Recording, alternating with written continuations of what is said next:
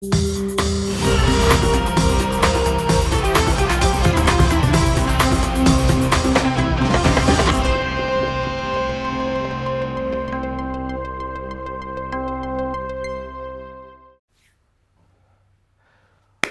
bem, pessoal, estamos ao vivo, sexta-feira, 20 de outubro, 7 horas da manhã, está começando o Desperta ICL em todos os canais do ICL Notícias, no canal do Eduardo Moreira, no canal do Leandro Demore, tudo isso no YouTube e em todas as redes sociais mais relevantes, as que vocês já conhecem, né? Facebook, Instagram, Twitter, Twitch, etc e tal. Concentramos os nossos esforços e as nossas conversas no YouTube, então quem quiser chegar lá no YouTube, assine os nossos canais, clica no sininho e vá deixando seu comentário. Muito obrigado, muito bom dia a todo mundo que já está chegando lá no nosso chat. Bom dia, chat! Tá tudo bem com vocês aí? Hoje eu não vou conseguir ler. Aliás, a gente tem que criar um esquema aqui, né? Eu vou pedir pro Maurício, que é o nosso diretor geral, pra gente, a gente podia botar aqui, né, o Jimmy, um monitorzinho aqui, porque aí seria legal, enquanto eu falo com a galera aqui, poderia ler os comentários aqui, jogar o chat aqui na tela. Farei isso, porque as pessoas gostam muito que eu leia os comentários. Quando eu tô, ontem, por exemplo, ontem o William De Luca nobremente apresentou este programa, mas durante a semana eu estava em viagem, e aí como eu faço do nosso estúdio móvel, eu consigo estar mais próximo do computador e ler os comentários de vocês. Aqui no nosso estúdio maravilhoso, incrível, eu não tenho essa possibilidade, mas é uma ideia que me veio agora e vamos ver se a coisa anda nesse sentido, tá bom? Muito obrigado. Sexta-feira, né? Sexta-feira, então faremos aqui um giro de notícias. Tem muita coisa pra gente falar hoje, como eu falo todos os dias. Então fiquem por aí. Este é o Desperta ICL para quem está chegando agora e não conhece este programa. Nós basicamente nos dedicamos aqui durante 1 hora, todos os dias, de segunda a sexta, às 7 horas da manhã, ao vivo. Estamos ao vivo neste exato momento, a ler as notícias mais importantes que acontecem no Brasil e do mundo. A gente não vai aqui só trabalhar igual a inteligência artificial, ficar só lendo notícia, então a gente dá texto e contexto, a gente vai explicar tudo o que está acontecendo para sairmos deste programa mais despertos. É daí que veio a ideia do programa Desperta, né? Pegaram? Pegaram. Muito obrigado para quem nos acompanha também na TV aberta e no rádio. Para quem não sabe, este programa está ao vivo em uma rede que inclui também a televisão e o rádio. TVT em São Paulo e Grande São Paulo, Rádio Brasil Atual em São Paulo e Grande São Paulo e TV Quirimurê lá na Bahia. Muito obrigado para todo mundo que está nos acompanhando por aí. Tem muita gente que manda mensagem falando que acompanha pelo rádio, né? E para quem não sabe, se você tem um aplicativo do YouTube, vocês podem também acompanhar este programa como se fosse um programa de rádio. É espantoso o número de pessoas que amam o rádio até hoje, né, no Brasil e no mundo, não é só no Brasil, mas no mundo todo, e falam, olha, eu ouço o programa, o Desperta de manhã, com o senhor ouvindo como se fosse um programa de rádio. Então podem fazer isso também, a gente tenta ao máximo, quando mostra imagens aqui, fazer uma audiodescrição para todo mundo. Tá bom, gente? Vamos lá, então. Matéria trazida pelo Jamil Chad, lá diretamente de Genebra, onde o Jamil Chad tem a sua base jornalística. Ataques matam mais de 1.500 crianças em Gaza. Corpos são jogados em valas comuns. Passamos a semana toda debatendo se Israel atacou um hospital ou não atacou um hospital. Esse debate, claro, é importante. É um ataque ainda a ser investigado. Eu já falei isso aqui nos programas a semana toda. Quem é o principal suspeito de ter atacado o hospital é Israel. Não há dúvida nenhuma disso. Não há dúvida razoável de que o principal suspeito é Israel. Mas por que é Israel? Porque Israel está bombardeando a faixa de Gaza. Quem é que está bombardeando a faixa de Gaza? Israel. Quem já atingiu 6 hospitais com bombardeamentos? Israel. Quem já atingiu 60 e poucas, a gente vai mostrar os números aqui, escolas? Israel. Quem mandou evacuar o hospital atingido pelo bombardeio? Israel. A gente tem que partir do básico, né, gente? Conclusões estapafúrdias e fora da lógica, elas precisam de mais explicação. De resto, a gente tem a lógica, né? Então, mas para além disso, para além do fato do hospital, há uma situação de calamidade absurda em Gaza. 1.500 crianças assassinadas pelo governo israelense, que bombardeia dia e noite Gaza há 13, 14 dias. Essa é a situação atual. Novos números publicados pela ONU, tá bom? ONU. Isso aqui não é o Hamas que está falando, isso aqui é a ONU. A ONU está em Gaza, sim, a ONU está em Gaza. A ONU está em Gaza há muitos anos, aliás, porque Gaza vive a situação de bombardeamento há muito... Coloquem no Google, se vocês quiserem. É fácil. Israel attacks Gaza. E vão olhando para trás. 2021, 2020, 2019. Esses bombardeios não começaram semana passada não, tá, gente? Para quem está um pouco perdido aí, não há nenhum cessar-fogo em relação a Gaza nos últimos anos. Zero. Então a ONU está lá. E agora a ONU está divulgando números. Esses números não vêm da liderança do Hamas, são da ONU. Tem gente que não acredita na ONU, tudo bem, né? A gente não precisa acreditar 100% em ninguém também, né? Não deve, aliás, né? Agora, a priori, quem ficava detonando a ONU era bolsonarista. Então vocês pensem bem também aí, né? Os antiglobalistas, não sei o quê, né? Novos números publicados pela ONU na noite desta quinta-feira revelam que a grande maioria das mortes na faixa de Gaza desde 7 de outubro é composta por mulheres e crianças. Os dados ainda revelam como, sem local para guardar estes corpos, palestinos estão enterrando pessoas sem identificação em valas comuns, porque é que a maioria dos mortos são mulheres e crianças, e também jovens, porque a população de Gaza é extremamente jovem. Composta em sua maioria de jovens e de mulheres. Por quê? Porque os homens vêm sendo mortos nos conflitos com Israel. Não é por acaso. Né? E os velhos, as pessoas mais velhas, não sobrevivem muito tempo em Gaza, porque as condições são péssimas. Você não tem uma longevidade se você está morando numa área como Gaza. De acordo com a ONU, 3,8 mil palestinos morreram, ou seja, 4 mil mortos quase 4 mil mortos em pouco mais de uma semana, e aí uma semana e meia indo para 2 semanas de bombardeamentos. Desse total, 1.500 são crianças e 1.400 são mulheres. Mulheres, muitas delas mães, que estão deixando as crianças que eventualmente sobrevivem. Ainda existe 12.500 palestinos feridos. A informação é apresentada no dia em que 7 relatores da ONU denunciaram Israel por crimes contra a humanidade. Eles ainda alertam que, se a ofensiva e o cerco não forem revistos, há um risco de genocídio da população palestina. A ministra dos Direitos Humanos da Espanha já vem falando que Israel está cometendo um genocídio planificado desde segunda-feira. Nós mostramos o vídeo aqui, inclusive.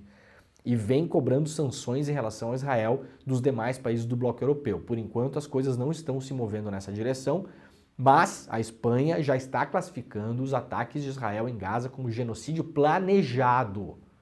Não é nem um genocídio ocasional, é um genocídio planejado. E agora, 7 relatores da ONU estão denunciando Israel por crimes de guerra. Por quê? Falamos sobre isso também aqui essa semana. Israel assinou por livre e espontânea vontade, como um Estado soberano que é, as convenções, todas as cartas de Genebra. O que é que são essas cartas? Elas definem o que pode e o que não pode numa guerra. Sim, até mesmo numa guerra há regras. Regras essas que foram assinadas por 168 países, inclusive Israel. Tá ok? O que é que não pode? Um mundo de coisas não pode. Você não pode forçar a migração em massa, você não pode cortar rotas que servem para abastecimento de suprimentos, de medicamento, de comida, você não pode bombardear e impedir rotas de refugiados, de pessoas que desejam sair desses locais, você não pode bombardear hospitais, escolas, igrejas, tem uma série de coisas que não pode. Uma série de coisas que não pode. Você não pode cortar a luz, você não pode cortar fornecimento de água. Há uma série de regras. Quando há presos, prisioneiros de guerra, você tem que franquear o acesso à Cruz Vermelha, para que a Cruz Vermelha verifique a situação dessas pessoas, de saúde, e também é um outro direito de guerra, para que essas pessoas possam se comunicar com familiares e com advogados. A Cruz Vermelha faz esse trabalho, inclusive muita gente não sabe. A Cruz Vermelha tem um trabalho muito importante nessa parte de correspondências. A Cruz Vermelha consegue entrar em vários lugares conflagrados onde ninguém entra e ela tem acesso a presos e ela consegue fazer a correspondência entre os presos e familiares, entre os presos e advogados. Isso é um serviço que a Cruz Vermelha faz há décadas, uma coisa que pouca gente sabe. Nada disso está sendo feito em relação a Israel. Por que é que nós temos que cobrar Israel? E claro que nós temos que falar do Hamas também. O Hamas levou israelenses civis para dentro de Gaza. É claro que tem que ser cobrado. Aliás, a resolução do Brasil na ONU, que foi vetada pelos Estados Unidos, falava nisso. Libertação dos reféns em relação ao Hamas. Libertar os reféns, mandá-los de volta para Israel. No entanto, o Hamas não é um Estado soberano. O Hamas não tem uma constituição. O Hamas não tem um governo, um parlamento. Israel é um Estado. O Hamas não assinou as convenções de Genebra. Então não parece óbvio para todo mundo que a pressão internacional tem que ser primeiro em relação ao Estado soberano, até porque se Israel não parar os bombardeios, a coisa não se organiza. É a primeira atitude. Uma coisa importante, rapidamente, aqui para todo mundo ficar de olho também, gente, muito cuidado com as coisas também na rede social, né? Vocês, pelo amor de Deus, vai todo mundo devagar. Olha aqui o que a Mônica Bergamo traz hoje. Posts antissemitas cresceram 1.200% após a explosão de hospital em Gaza, diz a Confederação Israelita no Brasil. Cuidado, gente, é uma série de comparações, de ilações. Olha, na dúvida. Esse caso ele não é complexo num nível que você não precisa pensar sobre ele, ler e opinar. Claro que não. Muitas vezes a gente fala, isso aqui é muito complexo, não vou nem falar. Isso é feito de propósito para você não se posicionar, tá? Não há nada tão complexo no mundo que não seja possível de ser compreendido para que as pessoas não possam se posicionar sobre. Isso é uma falácia. Agora, cuidado, gente. Eu vejo muita gente postando também assim, os judeus não aprenderam nada com o Holocausto. Gente, pensa nessa frase, o absurdo que ela é, tá? Pense. Eu sei que é um impulso natural e ela parece lógica. Ela não é lógica.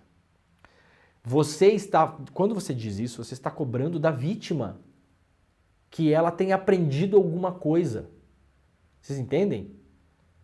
Os judeus não aprenderam nada com o Holocausto. Essa frase é absurda. Você não cobra da vítima que ela tenha aprendido alguma coisa com o sofrimento que um outro infligiu a ela.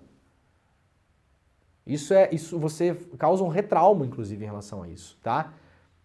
Cuidado, gente, com essas coisas. Cuidado com rede social, não se afoba, tá? Não precisa entrar nisso. Essas comparações, elas não ajudam em nada. E podem causar, claro, o aumento do antissemitismo, o que é sempre preocupante. Já está causando, inclusive, não só no Brasil. Biden compara Hamas a Putin e anuncia pacote a Israel e a Ucrânia. Agora o Biden finalmente mostrando por que foi até Israel, né? Para liberar pacote de ajuda de dinheiro, né? O presidente americano Joe Biden fez um discurso em rede nacional no Salão Oval da Casa Branca ontem à noite, ao vivo, 8 horas da noite. O valor pode chegar a 100 bilhões de dólares, de acordo com a imprensa americana. Esse dinheiro irá para a Ucrânia e para Israel. Não está claro ainda quanto vai para quem, mas está claro o motivo da viagem de Biden. Biden foi até Israel. O Conselho de Segurança da ONU ia votar a proposta do Brasil. Teve 2 abstenções, 13 votos a favor, só um veto, Estados Unidos. Para quem não sabe, alguns países podem vetar as resoluções na ONU, entre eles os Estados Unidos. Vetou, ou seja, era um cessar-fogo que os Estados Unidos vetaram. Agora o Biden quer assumir as rédeas dessa negociação, aparecer como grande negociador dessa história toda, por isso ele colocou a ONU de lado e agora anuncia um pacote de 100 bilhões de dólares para Ucrânia e Israel. Primeiro, como se Israel precisasse. Já falei sobre isso aqui, inclusive, o contingente de Israel mobilizado neste momento para o cerco e ataque à faixa de Gaza é maior do que o contingente mobilizado pela Rússia para invadir a Ucrânia. Obviamente, sabemos todos que o território e a capacidade de reação de Gaza é infinitamente menor do que a Ucrânia. Então, para vocês terem a ideia do tamanho desse negócio. Mas não contente, Biden vai colocar mais dinheiro nessa guerra ainda. Então, Biden foi para lá para colocar dinheiro na guerra. É isso que Biden foi fazer. Que é o que interessa à indústria americana, né? como sempre. Não estou falando nenhuma novidade aqui.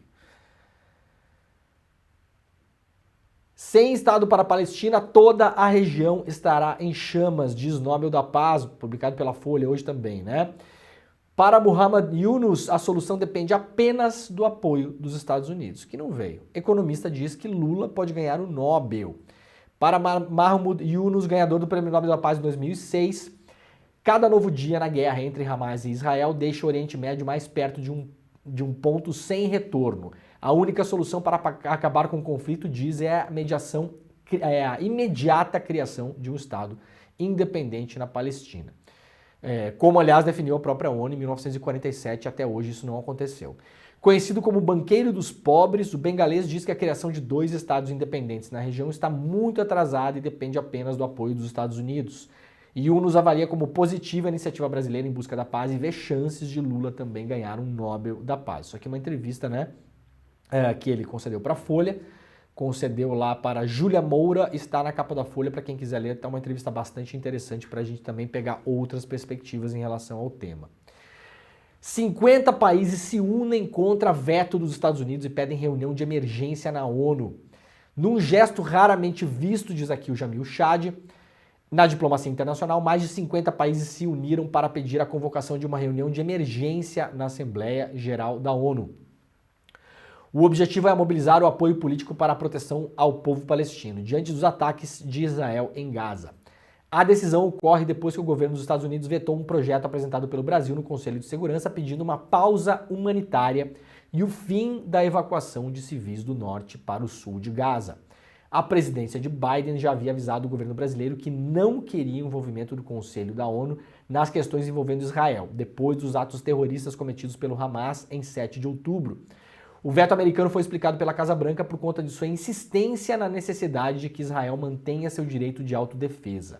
A resolução, por ter um caráter humanitário, não tratava desse aspecto. Isso aqui foi a desculpa do Biden, para quem não viu, né?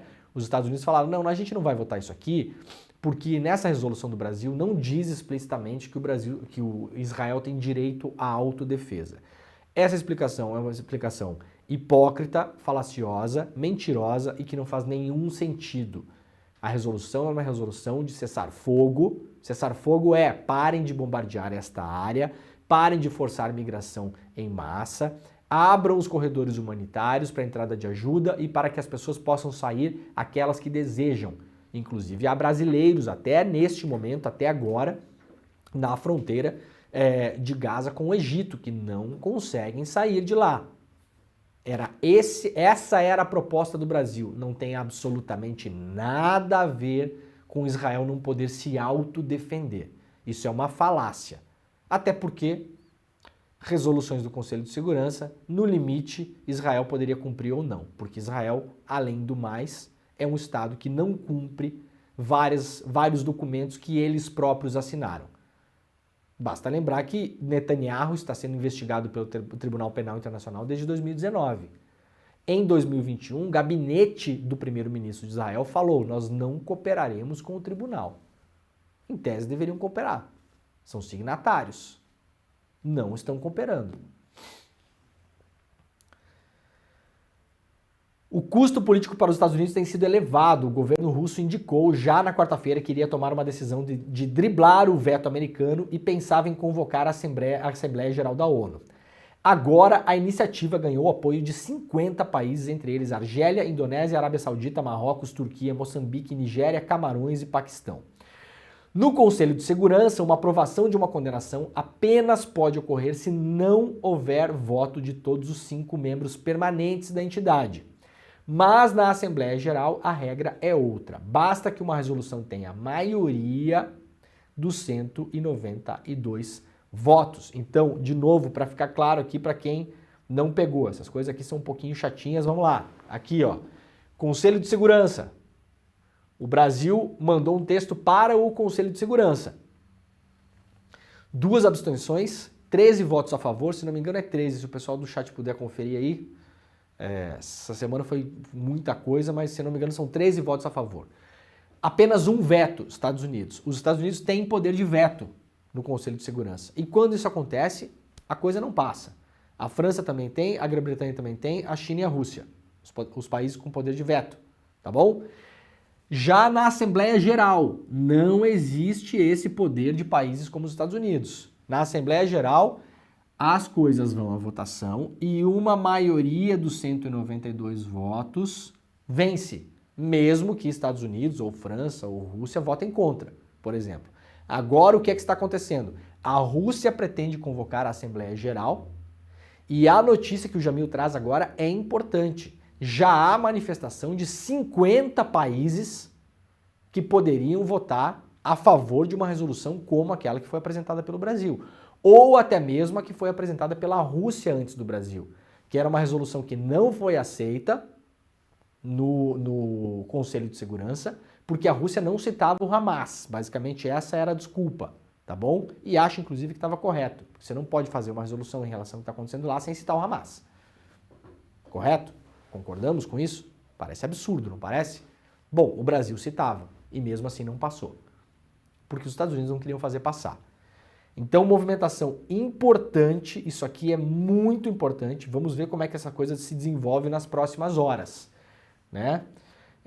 Já tendo 50 votos de 192 em uma Assembleia Geral, é algo que tem uma chance importante de caminhar para uma aprovação. Numa carta obtida pelo Jamil Chad, enviada por esses governos para a presidência da Assembleia Geral da ONU, o Grupo Árabe e o Grupo da Organização para a Cooperação Islâmica nas Nações Unidas em Nova York, aspas, solicitam a retomada da 10ª sessão especial de emergência da Assembleia Geral após o veto lançado em 18 de outubro de 2023 por um membro permanente do Conselho de Segurança, Estados Unidos, sobre o projeto de resolução que aborda a grave situação no território palestino ocupado, incluindo Jerusalém Oriental. Aí o Jamil traz aqui o trecho da carta, né? Ao longo do processo negociador da resolução do Brasil, Itamaraty cedeu e acomodou vários dos pedidos americanos na esperança de que o texto pudesse ser aprovado. Foi isso, né? Foi vai e volta, né? Back and forth, né? Ah, isso aqui a gente não aprova, tá bom. Ah, mas isso aqui não, tá bom. Mas isso aqui não, tá bom. Mas isso aqui não, tá bom? Tá bom. Vamos à votação. Não aprovamos. Foi exatamente assim que aconteceu, tá, gente? A atitude da Casa Branca foi vista como uma tática para protelar qualquer decisão, argumentando até mesmo que o órgão deveria esperar o fim da visita de Biden na região. Para a diplomacia brasileira, esses eram argumentos apenas para adiar qualquer gesto do Conselho, e mesmo aguardando a visita, não haveria qualquer garantia de que os Estados Unidos apoiariam o projeto. Agora, a manobra dos países árabes vai no mesmo sentido da estratégia já usada pelo governo americano contra os russos, quando o governo de Putin também usou seu poder de veto no Conselho e impediu a aprovação de uma resolução que o condenava pela invasão da Ucrânia. A Casa Branca, então, levou o caso para a Assembleia Geral e ali conseguiu votos suficientes para aprovar uma resolução condenando Putin. Então, sacaram? Quando Putin invadiu a Ucrânia, reunião do Conselho de Segurança, uma resolução estava prevista para penalização do Putin, né, da Rússia. A Rússia foi lá, usou o poder de veto, falou, não aprovo. Então, um poder de veto só no Conselho não está aprovado. O que os Estados Unidos fez? Reuniram a Assembleia Geral e conseguiram votos suficientes para condenar. O que é que a Rússia está fazendo agora? Estados Unidos bloquearam a proposta do Brasil em relação ao cessar-fogo na Palestina. O que é que a Rússia está fazendo agora? Vai tentar chamar a Assembleia Geral e conseguir votos suficientes para aprovar essa resolução, tá bom? De um lado e de outro, as coisas como elas são. Tá bem explicado? Tá bem explicado. Em pronunciamento, Biden fala sobre guerras e faz comparação entre Putin e Hamas, né? Já exploramos isso. Rússia responde Biden e afirma que Estados Unidos se beneficiam de guerras, apenas negócios. Porta-voz do governo russo afirmou que Estados Unidos enganaram o mundo usando valores que Washington nunca defendeu. Biden comparou Putin e Hamas em pronunciamento. Deixa eu aumentar isso aqui.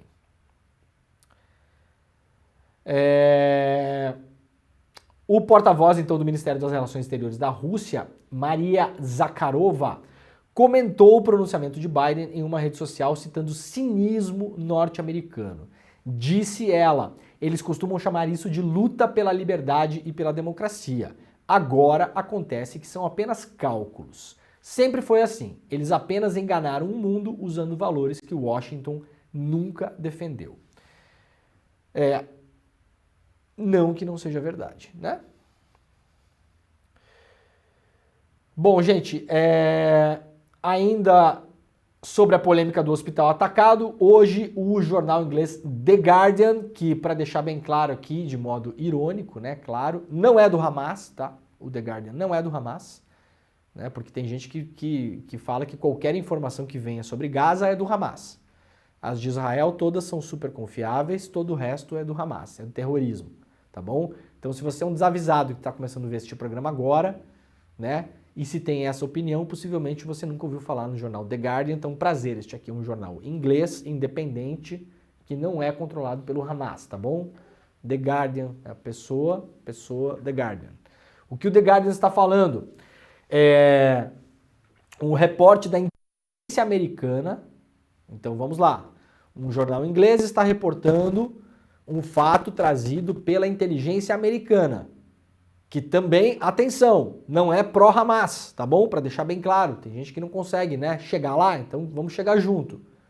Não é pró-Hamas, tá bom? É a inteligência americana que tem um viés que, num caso como esse do hospital, teria o interesse de jogar o máximo para baixo possível o número de mortos no ataque do hospital. Num primeiro momento se falou em até 500 mortos. O ministro da Saúde, o secretário da Saúde do Hamas em Gaza fala em mais de 500. Agora a inteligência americana está falando entre 100 e 300 mortos.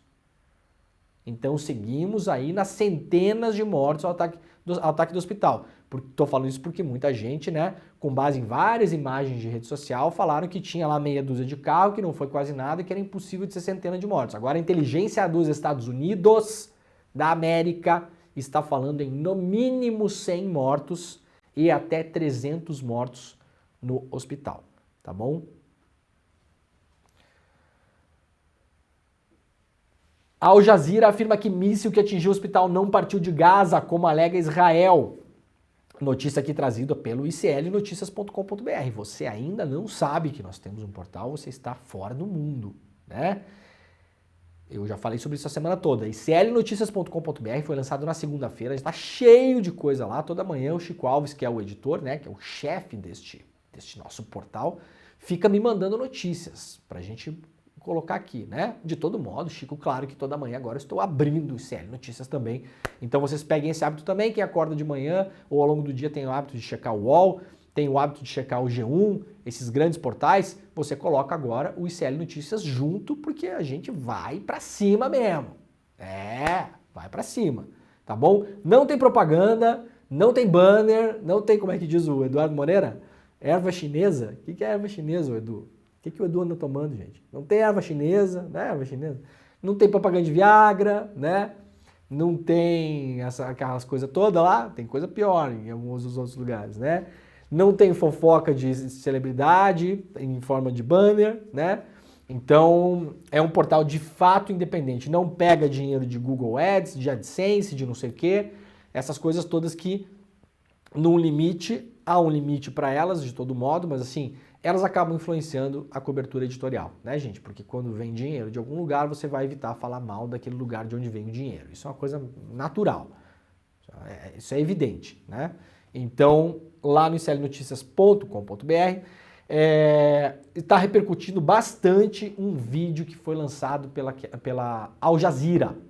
O que é que faz esse vídeo? A gente vai mostrar esse vídeo rapidamente para vocês aqui, depois vamos girar e vamos para outros assuntos, tá?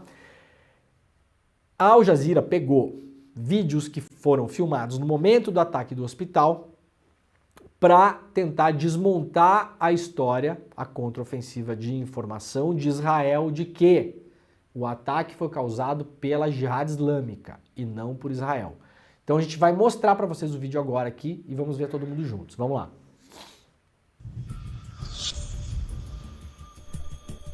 Em 17 de outubro de 2023, centenas de palestinos foram mortos quando o hospital árabe Al-Ali, em Gaza, foi bombardeado.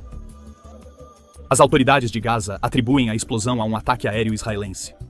O exército israelense nega a responsabilidade e afirma que o ataque foi causado por um lançamento de foguete fracassado da Jihad Islâmica Palestina. Eles dizem que usaram imagens da Al Jazeera para supostamente confirmar essas alegações.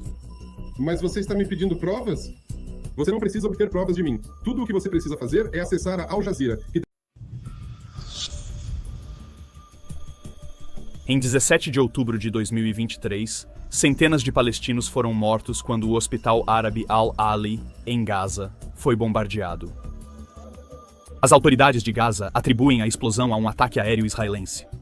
O exército israelense nega a responsabilidade e afirma que o ataque foi causado por um lançamento de foguete fracassado da Jihad Islâmica Palestina.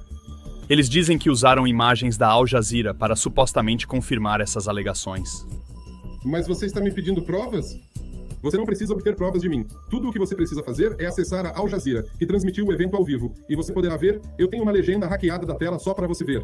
Esta é a Al Jazeera de ontem à noite. Nossa equipe de investigações digitais, SANAD, decidiu investigar essas alegações e realizou uma análise aprofundada desse vídeo da Al Jazeera, juntamente com vários outros vídeos de diversas fontes, e estabeleceu uma linha do tempo detalhada, segundo a segundo, dos eventos. Ao analisar a transmissão ao vivo da Al Jazeera a partir das 18h45, a equipe conseguiu identificar 4 ataques aéreos israelenses em Gaza, visando a área próxima ao hospital, começando em 18 horas 54 minutos e 26 segundos, depois às 18 horas 55 minutos 03 segundos, depois em 18 horas 57 minutos 42 segundos, e depois em 18 horas 58 minutos 04 segundos. Esse é o horário militar para pouco antes das 19 horas locais. A equipe cruzou esse vídeo com outro, capturado por uma câmera situada ao sul de Tel Aviv, mostrando uma visão ampla da faixa de Gaza. Esse vídeo mostra uma série de lançamentos de foguetes de Gaza. Esse vídeo mostra claramente como o Iron Dome interceptou esses foguetes. Voltando à transmissão ao vivo da Al Jazeera às 18h59 e 35 s, podemos ver o lançamento de um único foguete de Gaza. Este é o foguete em questão. Esse foguete também pode ser visto no vídeo israelense. 15 segundos depois, a transmissão ao vivo da Al Jazeera mostra que o mesmo foguete foi interceptado exatamente às 18h59 e essa interceptação tem o mesmo brilho observado nas interceptações anteriores. Uma olhada mais de perto no vídeo capturado pela transmissão ao vivo da Al Jazeera mostra o foguete sendo completamente destruído e quebrado no céu. De acordo com todos os feeds e vídeos analisados, esse foguete foi interceptado e foi o último lançado de Gaza antes do bombardeio do hospital.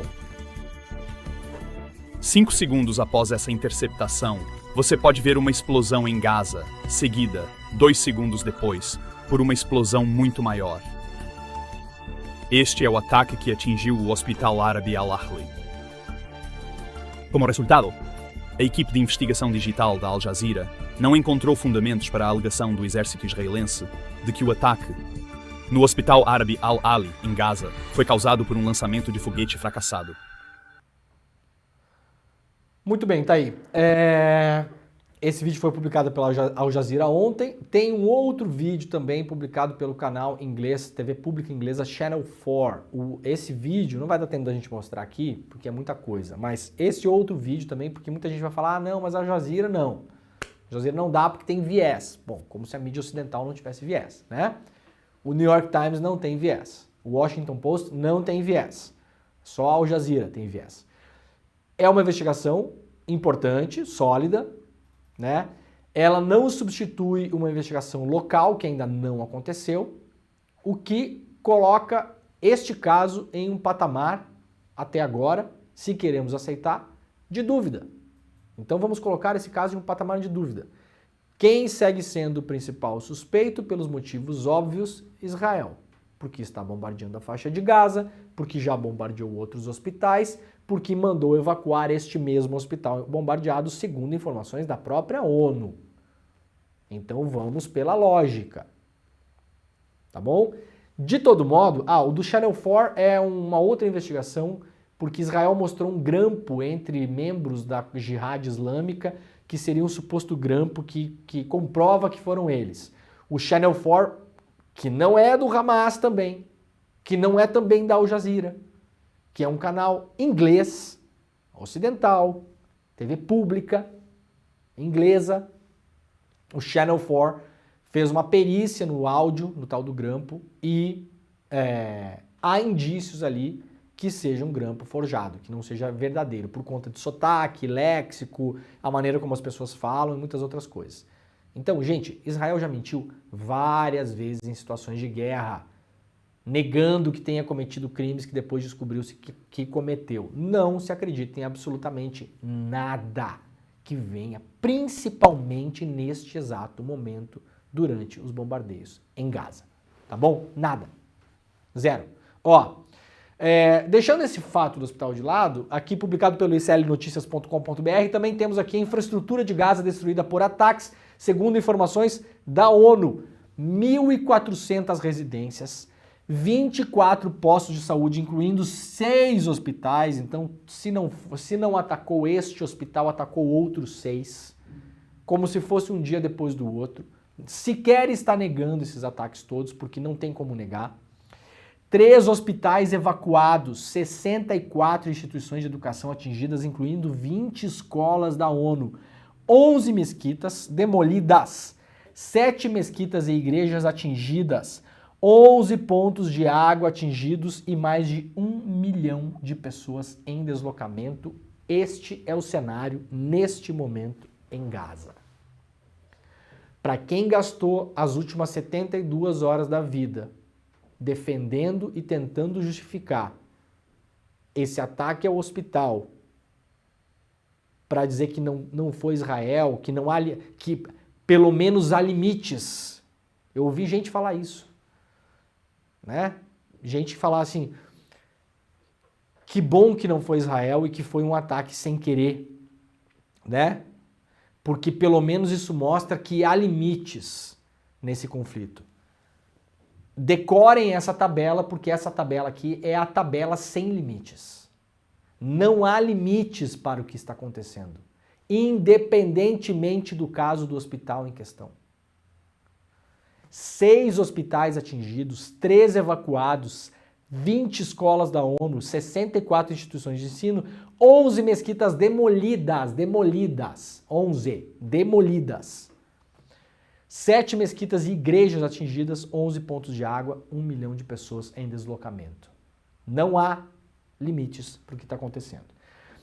Para fechar o assunto, a nossa querida colega Heloísa Vilela está escrevendo um diário de guerra no iclnoticias.com.br. Quando vocês acessarem o portal, vocês vão poder ver, está lá na capa do portal.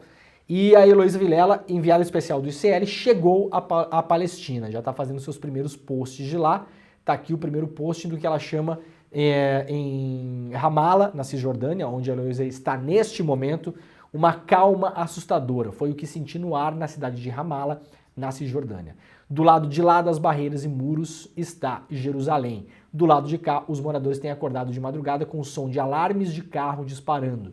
Ninguém sabe ao certo se é o acaso ou uma forma de alertar vizinhos de que a polícia israelense está na área. Então, acompanhem o Diário de Guerra exclusivo, único, enviada pelo ICL para a região dos conflitos, a nossa querida Heloísa Vilela, tá bom? Tá lá postado já na capa do ICL Notícias. Muito bem, vamos lá para outras notícias, vamos dar um giro aqui que tem bastante coisa para a gente terminar o programa. Xi Jinping recebe Arthur Lira e promete mais sinergia com o Brasil. O presidente da Câmara dos Deputados, Arthur Lira, foi recebido pelo líder chinês Xi Jinping nesta sexta-feira no Grande Salão do Povo, em Pequim.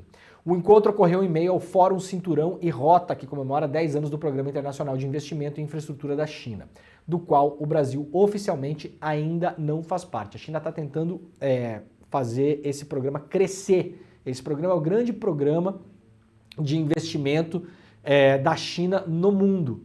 E aí agora a China está começando a chamar mais países para que possam conhecer esse programa e eventualmente entrar nesse programa para que os investimentos chineses possam chegar nesses outros países.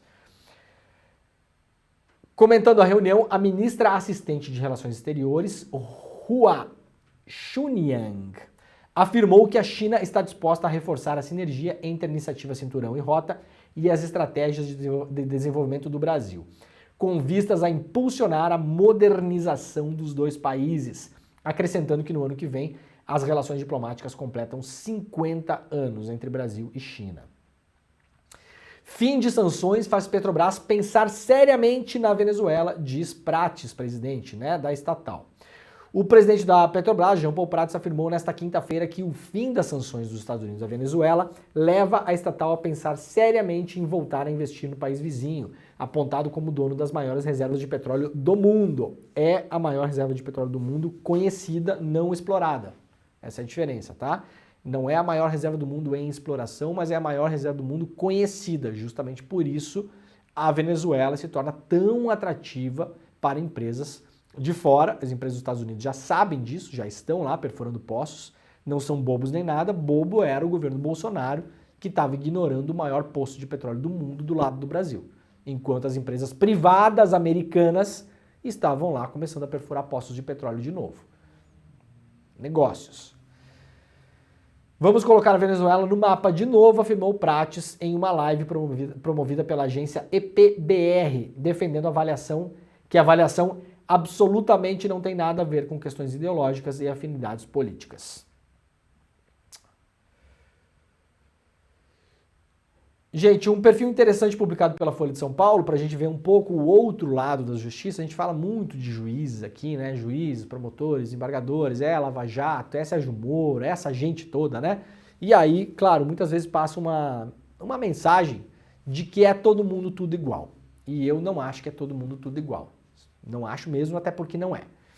Então, juíza federal fura bolhas, critica Lava Jato e vive paradoxo sobre cadeias. Um perfil publicado pela Jéssica Brandino está na capa da Folha de São Paulo sobre a juíza Simone Schreiber. Bem interessante, uma outra visão sobre o nosso judiciário, uma visão que, aliás, é muito minoritária, mas deveria crescer mais para a gente tentar mudar um pouco a ordem geral das coisas lá no andar de cima, Juiz que já atuou como desembargador é assassinado a tiros na Grande Recife. O juiz Paulo Torres Pereira da Silva, de 69 anos, da 21ª Vara Civil da capital, foi assassinado a tiros na Grande Recife. Ele estava dentro do seu carro na noite desta quinta-feira em Barra de Jangada, no município de Jaboatão dos Guararapes. Paulão, como era conhecido, era juiz havia 33 anos e em várias oportunidades atuou como desembargador substituto. A Polícia Militar de Pernambuco informou que recebeu o chamado às 8h30 da noite sobre um homicídio e foi até o local. Segundo as primeiras informações, um carro emparelhou com o da vítima e desferiu os disparos contra o magistrado. O SAMU chegou a ser acionado, mas o juiz já havia falecido. A Polícia Civil informou que já está investigando o caso. A ocorrência ainda está em andamento e mais informações poderão ser repassadas em breve após as diligências. Tem toda a cara de ser execução, gente? Carro emparelhado, disparo de arma de fogo, o carro foge, tem... Evidentemente, a depender da investigação, mas tem cara óbvia de ser uma execução. O presidente do Supremo Tribunal Federal, o Luiz Roberto Barroso, se manifestou em relação a isso. Tomei conhecimento do assassinato covarde do juiz Paulo Torres Pereira da Silva, que atua na primeira instância no Recife. Conversei com o presidente do Tribunal de Justiça do Estado, que está em contato com autoridades locais para a apuração célere do episódio e a devida punição dos envolvidos. O CNJ acompanhará os desdobramentos para garantir que a justiça seja feita em nome do Poder Judiciário. Presto solidariedade à família e aos amigos. Exército diz que já recuperou 8 das 21 armas furtadas. Esse caso aqui ficou meio de lado nos últimos dias, porque a gente vem falando muito sobre os conflitos na Palestina. Mas misteriosamente, desapareceram 21 armas de calibre muito potente de dentro do Exército Brasileiro. Isso não é novidade não, tá bom? Isso não é novidade.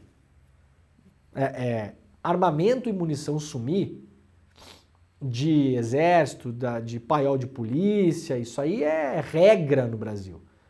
Vamos lembrar que a bala, o projétil que matou Marielle Franco e Anderson Gomes, era de um lote que havia sido vendido para a Polícia Federal e para demais forças de ordem no Brasil. E temos um debate longo sobre isso que ninguém no Brasil quer enfrentar. Aliás, agora que estamos num governo de esquerda, gente, pessoal da segurança pública, vamos dar uma olhada nisso? lote de munição. Os lotes de munição no Brasil são absurdos. Tem lote com 1 milhão de munições. Você não consegue rastrear nunca. E não há interesse nenhum em mudar isso. Por quê? Se você faz lotes menores, né? Primeiro que você dá mais trabalho para a indústria que produz munição. Então a indústria não quer ter trabalho, não quer ter custo. Primeira coisa. Segunda coisa, se você faz lotes menores, você consegue rastrear a munição de um jeito mais fácil. E aí você vai chegar mais rápido no agente público, seja ele um policial, um militar, que desviou aquela munição, que roubou aquela munição e vendeu para o crime. Quando você tem um lote de munição de 1 milhão de unidades, isso é irrastreável, é como se não tivesse. É tipo não ter lote. Autoridades do Exército afirmaram nesta quinta-feira que 8 das 21 armas furtadas do arsenal de guerra do quartel em Barueri, em São Paulo, foram recuperadas no Rio de Janeiro. Os armamentos recuperados foram 4 metralhadoras .50 e 4 MAGs. As informações foram confirmadas pelo general Maurício Vieira Gama, chefe do Estado-Maior do Sudeste. Todos os esforços serão envidados para a recuperação total dos armamentos subtraídos. Subtraídos não, general, roubados. Que raiva que eu tenho de linguagem burocrática, gente. A interceptação das armas ocorreu em uma ação integrada do Exército Brasileiro com a Polícia Civil do Estado do Rio de Janeiro. O diretor do Arsenal de Guerra em São Paulo será exonerado do cargo, segundo o general. Os policiais apreenderam os fuzis após receberem uma ligação informando a localização do armamento, que estaria dentro de um carro na Gardênia Azul, zona oeste do Rio de Janeiro, área de milícia.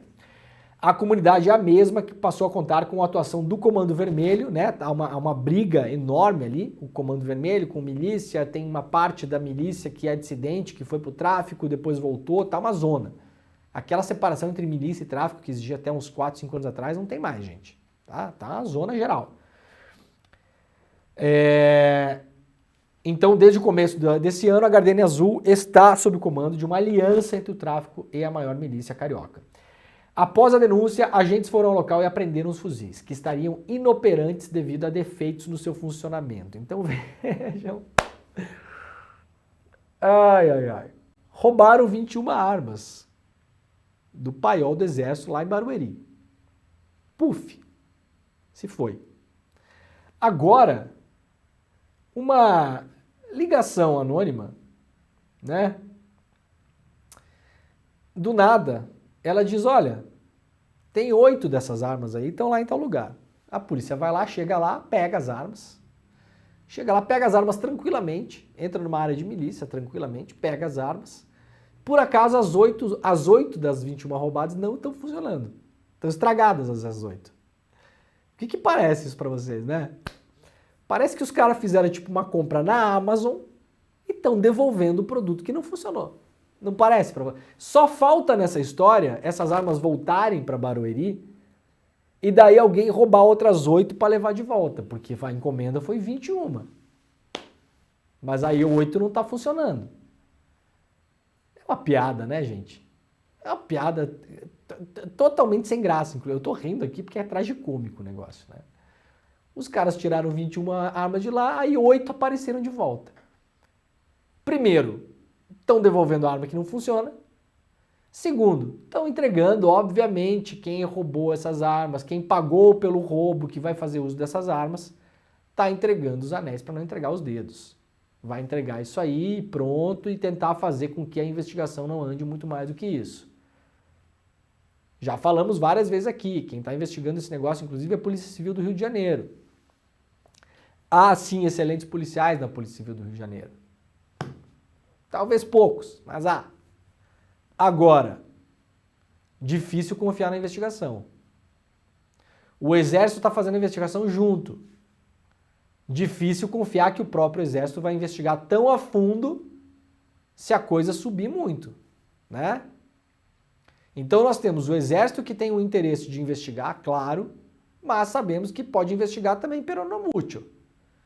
Porque se a coisa subir demais e complicar muito, a gente sabe que essas investigações ficam ali. E a Polícia Civil do Rio de Janeiro, que boa parte dela, uma parte importante dela tem ligações com o crime organizado também. Então, eventualmente, também não vai querer investigar muito esse negócio, né? Aí apareceram aí 8 armas, né? Opa, não, devolve 8 aí pra gente dar uma segurada, gera uma notícia. E os caras devolveram as armas que não tá funcionando, né? Claro, pô.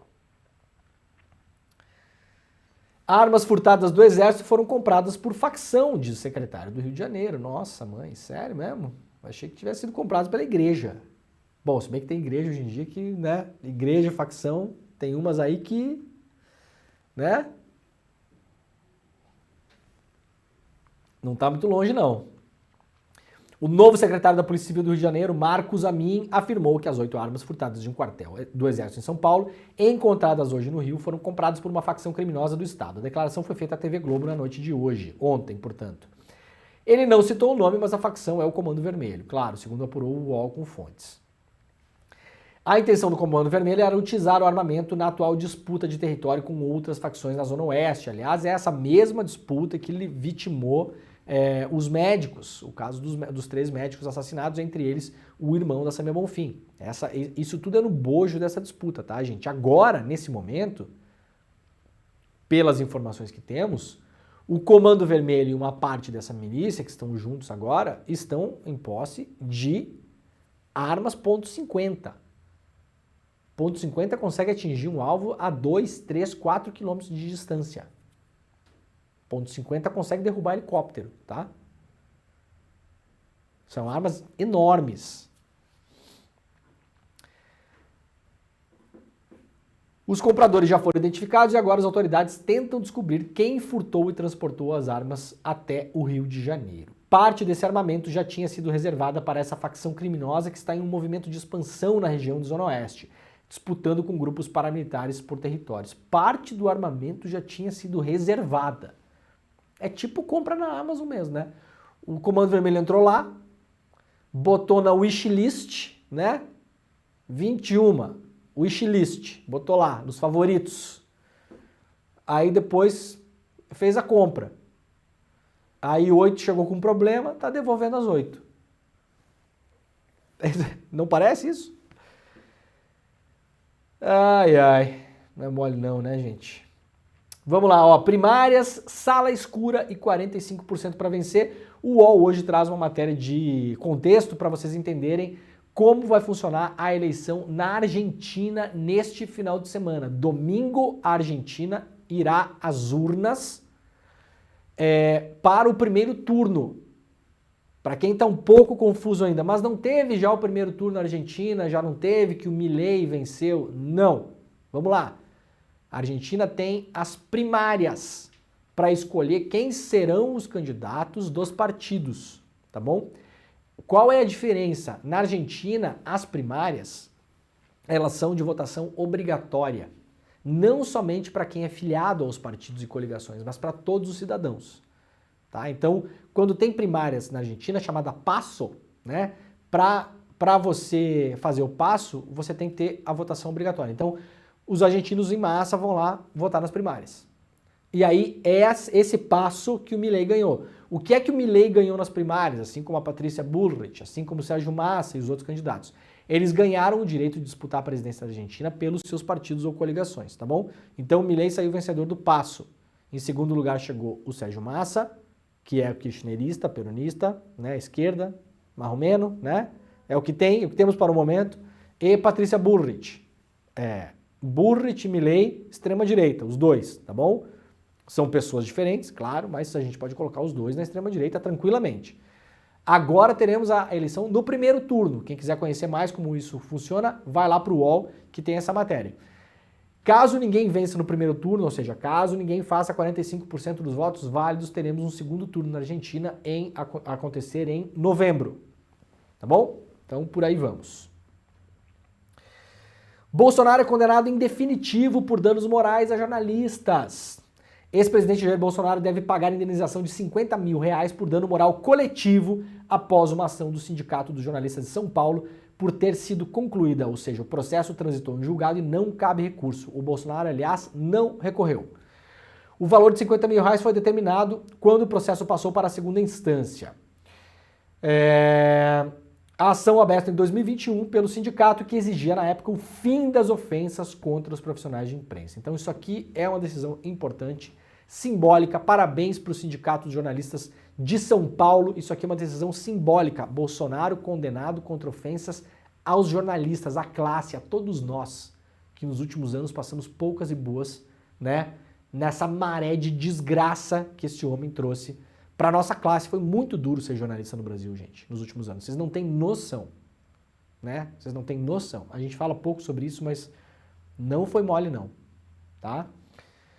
Então é isso, Bolsonaro. Paga a multa lá e se prepara que vem mais coisa, né? Vamos lá, só encerrar nossa rede rapidinho. Pessoal da TVT, pessoal da TV Quirimurê, pessoal da Rádio Brasil Atual, muito obrigado pela companhia de vocês. Nós voltaremos na segunda-feira, 7 horas da manhã, ao vivo. Este é o Desperta ICL. Até lá e tchau! E a galera que ficou por aí, ó, notícias rápidas para fechar o programa de hoje antes de começar o ICL Notícias primeira edição, que já está prontinho no forno, vai começar agora às 8 horas da manhã. Vocês fiquem aí, não cliquem em nada, não saiam daí, não mexam no mouse, só respira, porque se não respirar, vai desmaiar, tá? Twitter acumula multa de 16 milhões em ação do TRE por retardar envio de dados sobre fake news. Por decisão do Tribunal Regional Eleitoral do Rio de Janeiro, hoje conhecido como X, o Twitter acumula uma dívida de 16 milhões e 300 mil reais por retardar o envio de dados sobre perfis que disseminam fake news durante as eleições. Isso acontece, claro, porque não há regulação das redes sociais no Brasil. PL 2630 não foi aprovado, segue vagando pela Câmara dos Deputados, tal qual um fantasma arrastando correntes. Espero que volte à votação em algum momento da nossa história. Enquanto isso não acontecer, as plataformas seguirão fazendo o que elas bem entenderem. E para fechar o programa hoje aqui, uma notícia muito legal que vem de Santa Catarina, né? Tristemente bacana a notícia, né? Porque é triste o histórico, mas é bom o momento presente. Santa Catarina volta a ter uma deputada negra 89 anos após Antonieta de Barros.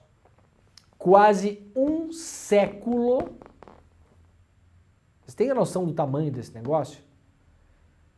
Essa aqui até os anti-identitaristas vão achar que é uma notícia que vale a pena dar, né? Tem um pessoal que acha que não tem que discutir nada disso.